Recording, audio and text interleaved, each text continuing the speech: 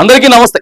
ఇక తెలంగాణలో ఎమ్మెల్యేల కోట కింద ఉన్నటువంటి ఎమ్మెల్సీ స్థానాలను ఖరారు చేస్తా ఉన్నాయి. ప్రధానంగా అధికారంలో ఉన్నటువంటి కాంగ్రెస్ పార్టీ 4 స్థానాలు, ప్రధాన ప్రతిపక్షంలో ఉన్నటువంటి బీఆర్ఎస్ పార్టీ 1 స్థానానికి అభ్యర్థులని మరి ఖరారు చేసిండ్రు. నిన్న సాయంత్రం నుంచి కూడా ఇదే సోషల్ మీడియాలో అంతా వైరల్ అవుతా ఉన్నది. దాని గురించే ఏ అభ్యర్థిని ఎట్లా ఫైనల్ చేసిండ్రు, పార్టీ కోసం ఎంతగానం కష్టపడిండ్రు, సో ఎవరికి సముచిత స్థానం దక్కింది అనేది ఉదయం నుంచి కూడా సోషల్ మీడియాలో జరుగుతున్నటువంటి చర్చ.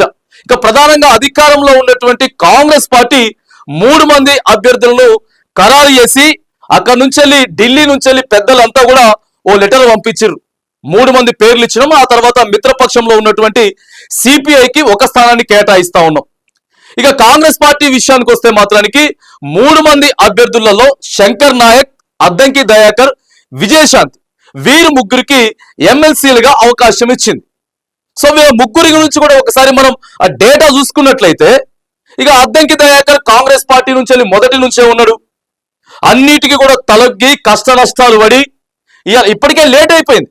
అద్దంకి దయాకర్కి ఎప్పుడో ఎమ్మెల్సీ ఇవ్వాలి, లేకపోతే ఒక మంచి స్థానం ఇవ్వాలి, కానీ ఇప్పటికే లేట్ అయిపోయింది. రైట్, అద్దంకి దయాకర్ మంచిగానే కాంగ్రెస్ పార్టీ కోసం కష్టపడ్డాడు కాబట్టి రైట్, ఆయనకి రైట్ టిక్ మార్క్ పెడతా ఉన్నారు తెలంగాణ ప్రజలంతా కూడా. అటు బీఆర్ఎస్ కానీ బీజేపీ కానీ టోటల్ సోషల్ మీడియా మొత్తానికి అద్దంకి దయాకర్కి రైట్ చివరికి మంచి పదవే దక్కింది అని చెప్తా ఉన్నారు. ఇక చూసుకుంటే శంకర్ నాయక్ కూడా చాలా యాక్టివ్ గా ఉమ్మడి నల్గొండకు సంబంధించినటువంటి ఆ కాంగ్రెస్ పార్టీ రాజకీయాల్లో చాలా చురుకుగా పనిచేసిండు.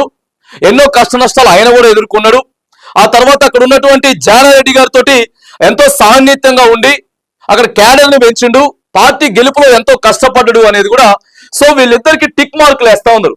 ఇక మూడవ అభ్యర్థి విజయశాంతి గురించి 1 సంవత్సరం పాటుగా యాక్టివ్ రాజకీయాలలో సరిగా లేరు. ఎక్కడ కూడా విజయశాంతి గారి పేరు వినిపించలేదు. రైట్, మరి ఇక్కడ బీసీ క్యాండిడేట్ నే తీసుకోవాలి, తర్వాత మహిళా క్యాండిడేట్ ని తీసుకోవాలంటే కాంగ్రెస్ లో ఎంతో మంది మహిళా క్యాండిడేట్లు ఉన్నారు కదా, పార్టీ కోసం కష్టపడ్డారు కదా, కష్టపడ్డోళ్ళని మరి పక్కగా పెట్టి పార్టీ మారొచ్చిన వాళ్ళకే మళ్ళీ ఇక్కడ కూడా అవకాశం ఇచ్చిర్రు. విజయశాంతి ని సెలెక్ట్ చేయడం అనేటటువంటి ఆప్షన్ ఏదైతే ఉందో మరి దాంట్లో కూడా కాంగ్రెస్ పార్టీ కొంత తప్పు ఆలోచన చేసింది అనేది సోషల్ మీడియాలో వినపడుతున్న చర్చ. మరి కొత్తగా ఇన్ఛార్జి గారు వచ్చిర్రు, మీనాక్షి నటరాజన్ గారు వచ్చిర్రు. 3 భాగాలుగా కాంగ్రెస్ పార్టీని విడదీస్తా ఉన్నాం. గతంలో ఎప్పటి నుంచో పనిచేస్తున్న వాళ్ళకి మొదటి ప్రియారిటీ ఇస్తా ఉన్నాం. మరి ఎన్నికల కంటే ముందు ఎవరెవరు వచ్చిండ్రు, ఎన్నికల తర్వాత ఎవరెవరు వచ్చిండ్రు, వచ్చిన తర్వాత కానీ ముందు కానీ ఎవరు ఎంత యాక్టివ్ రాజకీయాలలో పాల్గొనరు అనేది మేము చూస్తా ఉన్నాం. వాళ్ళకే ప్రియారిటీ ఇస్తామని చెప్పి మరి మేడం గారు వచ్చుడుతోటే కొంతమందిని సస్పెండ్ చేసేసిర్రు. సస్పెండ్ చేయడంతో పాటు ఇప్పుడు ఎమ్మెల్సీ అభ్యర్థులను కూడా ఖరారు చేసిర్రు.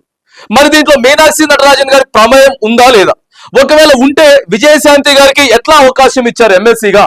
ఇంకా ఎంతో మంది మహిళలు కాంగ్రెస్ కోసం పనిచేసిరు కదా.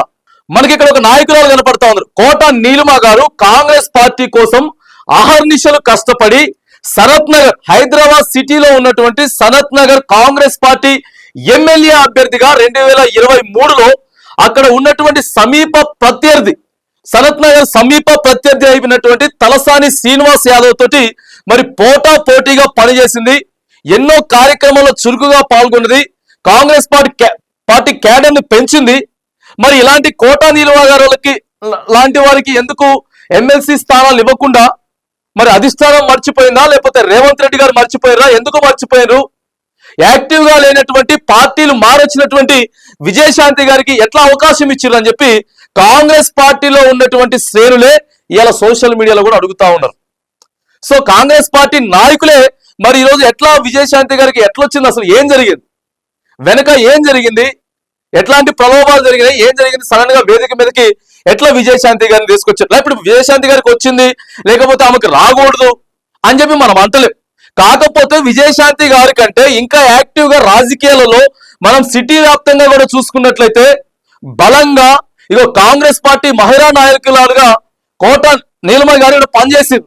సనత్ నగర్ కాన్స్టిట్యున్సీ నుంచి ప్రస్తుతం ఆమె ఇన్ఛార్జిగా కొనసాగుతా ఉన్నారు. ఇంత యాక్టివ్ గా చేసిన తర్వాత కూడా మరి ఎట్లా? గతంలో మనం చూసుకున్నట్లయితే ఒకసారి విజయశాంతి గారు తల్లి తెలంగాణ పార్టీ అని ఒకటి ఫస్ట్ పెట్టిరు. తల్లి తెలంగాణ పార్టీ పెట్టిరు విజయశాంతి గారి గురించి మేము చెప్తా ఉన్నాం. ఎందుకంటే మళ్ళొకసారి చెప్తా ఉన్నాం, ఎందుకంటే కాంగ్రెస్ పార్టీ మొత్తం కూడా మేము సమానత్వంగా పార్టీ కోసం కష్టపడ్డ వాళ్ళకే సీట్లు ఇస్తా ఉన్నాం. అది కూడా ఇప్పుడు ఇన్ఛార్జ్ మీనాక్షి నటరాజన్ గారు వచ్చిన తర్వాత ఇంకా ఎక్కువగా మార్పులు చేర్పులు జరుగుతూ ఉన్నాయి. ఇప్పటి నుంచి మరి ఎక్కడా కూడా పిన్ టు పిన్ ఆలోచించి ముందుకు వెళ్తా ఉన్నాం. ఎక్కడ కూడా మిస్టేక్ జరగదు అన్నారు కదా. మరి దీని గురించి ప్రస్తుతం సోషల్ మీడియాలో చర్చ జరుగుతూ ఉన్నది. ఇగో విజయశాంతి గారు ఫస్ట్ నుంచి కూడా కాంగ్రెస్ పార్టీలో ఉన్నటువంటి మరి నాయకురాలు కాదు. ముందుగా తల్లి తెలంగాణ అని చెప్పేసి ఒక పార్టీ ఆమె స్థాపించుకున్నారు. ఇక ఆ తర్వాత సో ఇది కొంత అంత ఇది లేదు అని చెప్పేసి కూడా తర్వాత ఇక అప్పుడు ఉన్నటువంటి టిఆర్ఎస్ ఇప్పుడు బిఆర్ఎస్ గా మారింది. బిఆర్ఎస్ లోకి వచ్చారు. తర్వాత ఎన్నికల కంటే ముందు ఆ తర్వాత మరి అటు బీజేపీనా లేకపోతే ఇటు ఏంది అంత కొంత కన్ఫ్యూజన్ లో ఇప్పుడు కూడా కొంత కన్ఫ్యూజన్ ఉంటుంది విజయశాంతి గారి గురించి వెళ్ళి కరెక్ట్ గా మనం చెప్పాలంటే బీజేపీలో ఉన్నదా మేడం, లేకపోతే బీఆర్ఎస్ లో ఉన్నదా, లేకపోతే కాంగ్రెస్ లో ఉన్నదా. ఇగో ఇప్పుడు సడన్ గా నిన్న ఎమ్మెల్సీ అని చెప్పేసి పేరు తెర మీదకి తీసుకొచ్చేసరికి సో కొంత వివాస్పదం అవుతా ఉన్నది. కాంగ్రెస్ పార్టీ క్యాడర్ లోనే కాంగ్రెస్ పార్టీలో ఎవరెవరైతే మహిళా నాయకురాలు కష్టపడ్డారో ఇగో వాళ్ళంతా కూడా మరి మాకు అవకాశం ఇవ్వకుండా ఇగో ఇక్కడ మనం చూసుకున్నటువంటి కోట నీలిమ గారు లాంటి వాళ్ళు ఇలా నిరాశ పడతా ఉన్నారు. ఇక బీఆర్ఎస్ నుంచి వెళ్ళి ఆ తర్వాత మేడం మరిగా ఎన్నికల కంటే ముందు కాంగ్రెస్ లోకి ముందే వచ్చిర్రు.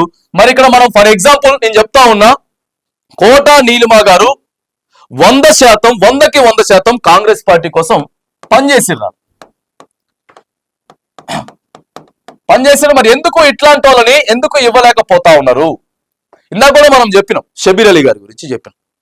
సో మనం ఏదో కాంగ్రెస్ పార్టీని కావాలని విమర్శించడమో లేకపోతే ఇవి కాదు, కానీ కాంగ్రెస్ పార్టీ కష్టపడ్డ వాళ్ళకి ప్రియారిటీ ఇస్తుంది అనేటటువంటి ఒక మెయిన్ ట్యాగ్ లైన్ ఏదైతే ఉందో ఇగో దాన్ని బేస్ చేసుకొని మనం మాట్లాడుతూ ఉన్నాం. మీరు కంపేర్ చేసుకోండి అక్కడ విజయశాంతి గారికి కానీ లేకపోతే కోట నీలిమ గారికి కానీ, అంటే విజయశాంతి గారి కంటే మెరుగ్గా పనిచేసిన వాళ్ళు ఇంకా లేరా అని చెప్పేసి మేము అడుగుతా ఉన్నాం. ఇంకా ఎంతో చూడండి, ఆమె ఆ నియోజకవర్గంలో ఎంతో యాక్టివ్ గా పనిచేసింది. ఇగో ఇవన్నీ కూడా సనత్ నగర్ కాన్స్టిట్యున్సీకి సంబంధించి ఆమె మొదటిగా ఫస్ట్ లిస్ట్ లోనే కాంగ్రెస్ పార్టీ ఫస్ట్ లిస్ట్ లోనే పేరు ఖరారు చేశారు. కోట నీలిమ గారిది, డాక్టర్ కోట నీలిమ గారిది మొదగానే ఆమెకి ఫస్ట్ ప్రియారిటీ ఇచ్చిండ్రు. తర్వాత ఇప్పుడు ఆమె ఇన్ఛార్జిగా కొనసాగుతున్నారు, సనత్ నగర్ ఇన్ఛార్జిగా కొనసాగుతున్నారు. ఎన్నో ఆమె గతంలో కూడా బీఆర్ఎస్ పార్టీ ఉన్నప్పుడు జిహెచ్ఎంసీకి సంబంధించిన కార్మికుల గురించి కానీ లేకపోతే ఇక్కడ ఉన్నటువంటి కార్పొరేటర్లకు సమస్యలు వచ్చినా ఏ ఉన్నా కూడా ఆమె సిటీ వ్యాప్తంగా కూడా కాంగ్రెస్ పార్టీ తరపున ప్రతిపక్షం తరపున కొట్లాడినటువంటి వ్యక్తి డాక్టర్ కోట నీలిమ గారు. మరి ఆమెకు కూడా ఎమ్మెల్సీ రావచ్చు, వచ్చే అవకాశాలు ఉన్నాయి. ఒక మహిళా విభాగంలో చూసుకున్నట్లయితే, మహిళా కోటాలో చూసుకున్నట్లయితే ఆమెకు వచ్చే అవకాశాలు ఉన్నాయి. ఇగో ఇదంతా కూడా ఇగో చూడండి, నీలిమ గారు ఆమెకు వచ్చే అవకాశాలు ఉన్నాయని చెప్పి సోషల్ మీడియాలో ఎక్కువగా చర్చ జరిగింది. కానీ ఇవాళ ఆశలన్నీ కూడా, అంటే పార్టీ కోసం కష్టపడ్డ ఆశలన్నీ కూడా గల్లంతైపోయి సడన్ గా యాక్టివ్గా, అసలు రాజకీయాలలో యాక్టివ్గా లేదు. గత కొన్ని రోజులుగా పేరు వినపడినటువంటి ఇవాళ విజయశాంతి గారి పేరు డిస్ప్లే మీదకి వచ్చింది. మరి ఇలాంటి వాళ్ళకి సముచిత స్థానాలు ఇవ్వకపోతే ఏంటి మరి పార్టీ పరిస్థితి ఏంది? ప్రధానంగా మెయిన్ సిటీలో సనత్ నగర్ అంతా కూడా ఆమె కష్టపడింది. గత 10 ఏళ్ళు సిటీ మొత్తం కూడా తిరిగి కాంగ్రెస్ పార్టీ కోసం ప్రచారం చేసింది. ప్రతిపక్షంలో ఉండి అటు ప్రజల తరపున పోరాటం చేసింది. సమస్యలు గలమెత్తి మాట్లాడింది. ఆమె ఎన్నో ఉంటాయి, ఆమె ప్రెస్ మీట్స్ ఎన్నో ఉంటాయి, ఆమె మాట్లాడిన ఎన్నో ఉంటాయి, ఆమె చేసిన ధర్నాలు రాస్తారోకులు ఎన్నో ఉంటాయి. డాక్టర్ కోట నీలిమ గారు సో ఎంతో మరి అక్కడ సనత్ నగర్ కాన్స్టిట్యున్సీ కోసం కష్టపడ్డారు. ఆమె సనత్ నగర్ కాన్స్టిట్యున్సీ కోసం కష్టపడ్డారు. రేవంత్ రెడ్డి గారు కూడా ఆమె పెట్టుకున్నటువంటి భారీ బహిరంగ సభకు వచ్చిర్రు. నీలిమ గారు చాలా కష్టపడతా ఉన్నారు, మీరు అందరూ ఓట్లేసి గెలిపించాలని చెప్పేసి అన్నారు. ఇవాళేమో మరి సడన్ గా ఏం జరిగిందో ఏమో తెలీదు. ఇగో తీసుకొచ్చి కొత్త అభ్యర్థులని ఇక్కడ పెట్టేటటువంటి ప్రయత్నం జరుగుతూ ఉన్నది. మరి ఇన్ఛార్జి గారు వచ్చిన తర్వాత, కొత్త ఇన్ఛార్జి గారు వచ్చిన తర్వాత మార్పులు చేర్పులు ఉంటాయి, కష్టపడ్డ వాళ్ళకే పదవులు ఉంటాయి అని చెప్పింది. కానీ మరి ఇక్కడ కూడా తేడా జరిగింది. మరొకసారి చెప్తాను, విజయశాంతి గారికి ఇచ్చిరని చెప్పి మనకేం బాధ లేదు. కాకపోతే మరి కష్టపడ్డంటే ఇగో ఇలాంటి వ్యక్తులకు, కష్టపడ్డటువంటి ఇలాంటి నాయకురాలకి మరి ఎక్కడ సముచిత స్థానం ఇస్తుంది కాంగ్రెస్ పార్టీ అధిష్టానం? మరి ఇలా ఆమె యాక్టివ్గా రాజకీయాల్లో పాల్గొనగలుగుదా? మరి లేకపోతే భవిష్యత్తులో అయినా సరే ఒక మంచి పదవి ఇచ్చేటటువంటి ఆలోచన అయినా ఉన్నదా కాంగ్రెస్ పార్టీకి? ఇవ్వకపోతే మరి ఎట్లా? ఇప్పుడు మనం సుదీర్ఘకాలం పాటు పోరాడుతున్నాం, కష్టపడుతున్నాం అని అంటే ఏదో ఒక పదవి కంపల్సరీ ఆశిస్తాం కదా. అది ఎవరైనా ఆశిస్తారు, ఏ పార్టీలోనూ ఆశిస్తారు. కాబట్టి సో ఆమెగా నీలిమ గారు కూడా ఖచ్చితంగా ఆశిస్తారు. మరి వాటికి అనుగుణంగా కాంగ్రెస్ పార్టీ మరి అడుగులేస్తుందా? నీలిమ గారిని మరి మర్చిపోయినరా? మర్చిపోతే ఎందుకు మర్చిపోయినరు? ఏం రాజకీయాలు చేసిర్రు? యాక్టివ్ పాలిటిక్స్ లో ఉన్నటువంటి వ్యక్తులను మర్చిపోయి మరి యాక్టివ్ గా లేనటువంటి వ్యక్తులను కూడా ఇలా ఖరారు చేసేటటువంటి ప్రయత్నాలు డిసైడ్ చేసేసిర్రు ఆల్రెడీ. సో ఇవన్నీ మరి కాంగ్రెస్ పార్టీలో జరుగుతూ ఉన్నాయి. భవిష్యత్తు ఉండాలా, రాబోయే తరాల్లో కూడా కాంగ్రెస్ పార్టీ గెలవాలి అని అంటే మాత్రానికి ఇగో ఇలాంటి తప్పిదాలు ఖచ్చితంగా మానుకొని పార్టీ కోసం కష్టపడ్డటువంటి వారికి ఖచ్చితంగా సముచిత స్థానం ఇవ్వకపోతే మాత్రానికి ఆ పార్టీ అంత ఆగమాగమయ్యేటటువంటి పరిస్థితి ఉందని చెప్పేసి కూడా మనం తెలియజేస్తా ఉన్నాం.